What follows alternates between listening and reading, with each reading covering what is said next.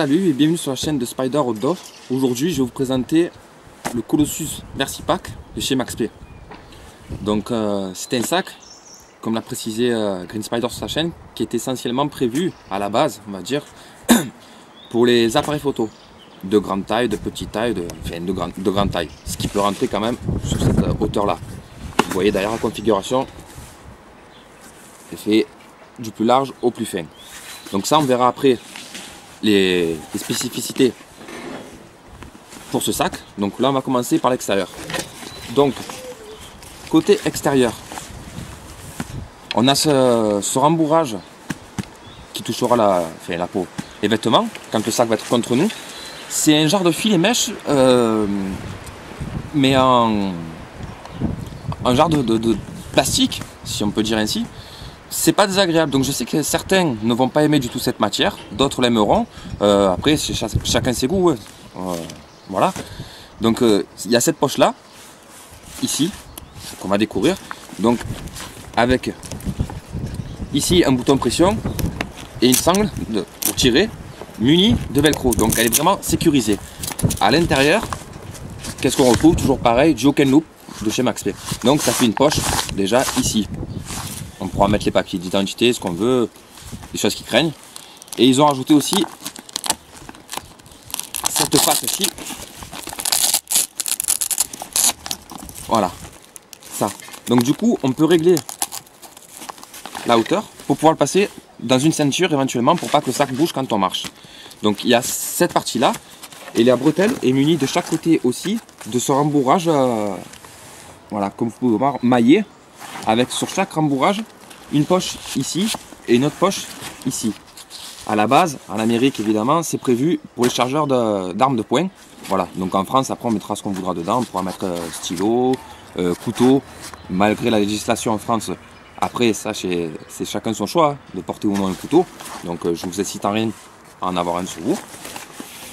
On va retrouver donc, ici une poche. Donc la poche, toujours pareil, grand compartiment, muni de Hook & Loop sur la partie dorsale de la poche. Donc pour agrémenter ce qu'on veut à base d'Hook & Loop, que ce soit chez Max Play ou d'autres marques. On va avoir, alors c'est un sac voilà, qui a très beaucoup de poches. Donc on va avoir une première poche ici, qui est quand même pas mal, mais on va voir par la suite qu'on peut faire une seule poche entièrement, juste en enlevant une partie qui est en velcro ici. Donc ça fera un apport plus important si on a des objets qui fassent de cette taille là à ici, pour un trépied éventuellement. Donc on a une première poche ici, on a du Hook & Loop pour les moral patch, ici en façade, ici et ici. On a, excusez-moi, une autre poche qui fait la moitié de ma main, voilà. Donc c'est toujours pareil. Vous mettez ce que vous voulez dedans, je ne peux pas moi vous dire ce que vous mettez. À la base j'avais acheté ce sac en tant que d'essai, un sac de tous les jours, mais je me rends compte que trop de poches tue de poches comme on dit, il y a vraiment trop de poches. Au début j'aimais bien ce principe là de pouvoir agrémenter comme je voulais moi, mais au final non, je me suis rendu compte que c'est pas fait pour moi. Donc on arrive sur une autre poche, donc celle-ci, comme vous pouvez le voir, il y a un compartiment ici, une poche ici et ici, muni de velcro en élastique. Donc vous pouvez mettre des trucs beaucoup plus grands. Ça c'est à votre choix, c'est à vous de voir après ce que vous voulez mettre dedans. Et comme je disais, en fait, à l'intérieur du sac, tout en bas, il y a la partie velcro qu'il suffit de défaire.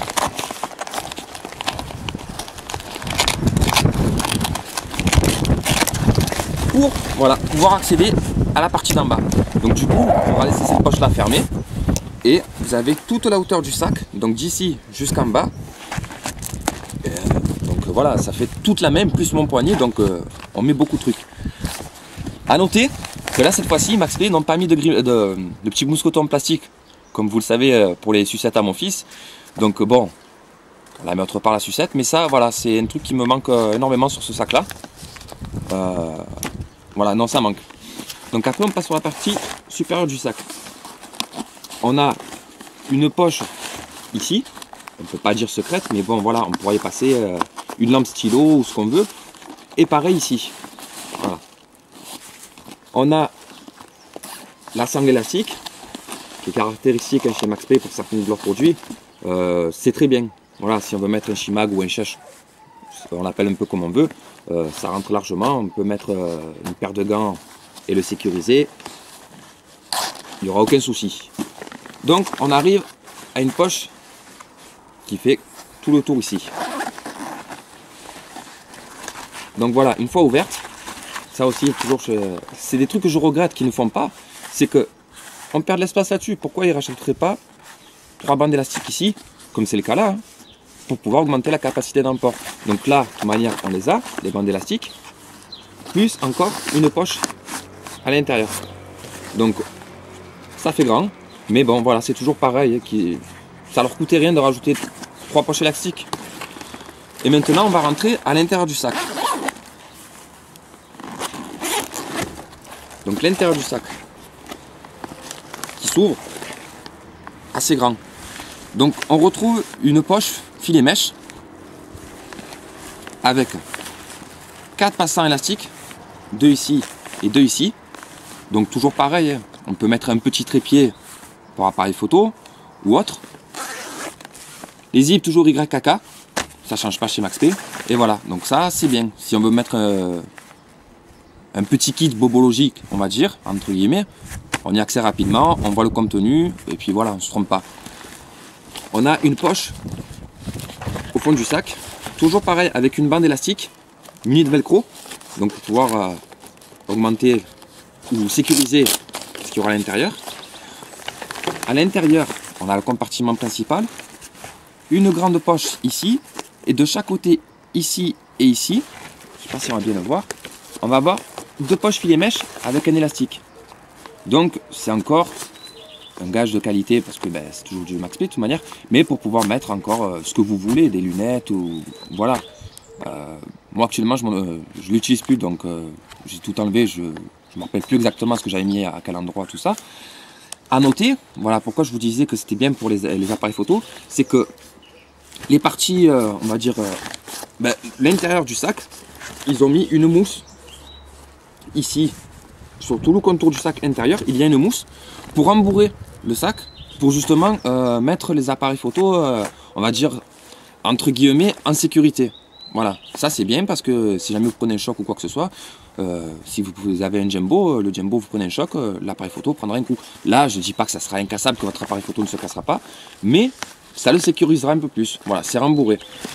Comme l'avait dit Green Spider, ils n'ont pas mis d'œillet pour l'évacuation de l'eau au cas où, justement, si jamais vous avez un appareil photo et que votre sac vous le posez sur une flaque ou quoi, l'eau ne pourra pas rentrer à l'intérieur. Voilà, ça c'est bien.